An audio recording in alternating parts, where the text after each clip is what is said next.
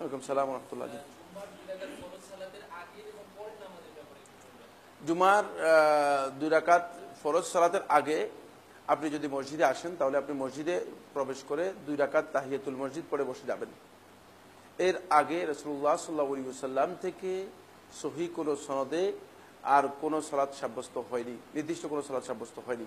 তবে সহিহ মুসলিমের রাওয়ায়াতের মধ্যে আনাস বিন মালিক রাদিয়াল্লাহু তাআলা বর্ণনা করেছেন, সেটা হচ্ছে ফায়ুসাল্লি মা কুতিবা লাহ, যদি কেউ জুমার সালাতের আগে আসেন তাহলে তিনি যদি সুযোগ থাকে ইমাম সাহেব আসার আগ পর্যন্ত তিনি 2 রাকাত করে যতটুকু সম্ভব পড়তে পারেন, কোনো অসুবিধা নেই। 2 রাকাত করে 4 রাকাতও পড়তে পারেন, 2 রাকাত করে 6 রাকাতও পড়তে পারেন। আপনি এটি মানে নফল সালাত আপনি আদায় করতে পারবেন। যখন মসজিদে প্রবেশ করলেন তাহিয়াতুল মসজিদ পড়ার পরে 2 রাকাত করে পড়তে পারবেন, এবং এটি হাদিস দ্বারা সাব্যস্ত হয়েছে। কিন্তু যখন ইমাম সাহেব প্রবেশ করবেন তখন আর কোনো সালাত আদায় করবেন না, তখন আর কোনো নফল সালাত আদায় করতে পারবেন না, কারণ তখন খুতবার জন্য ইমাম সাহেব দাঁড়িয়ে যাবেন।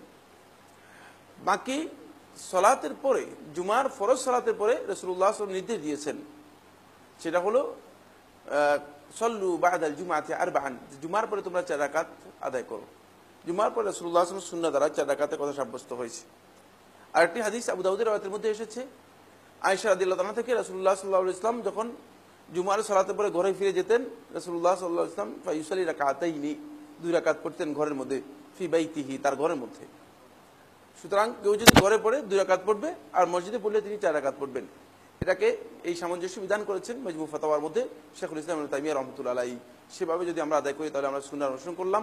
এবং জুমার আগে কাবলাল জুমআ এর ব্যাপারে আব্দুল্লাহ ইবনে মাসউদ রাদিয়াল্লাহু তাআলা বর্ণিত বাইহাকি তার শুআবুল ঈমানের মধ্যে যে হাদিসটি বর্ণনা করেছেন, এই হাদিসটি মিথ্যা বা মুনকার, গ্রহণযোগ্য নয়।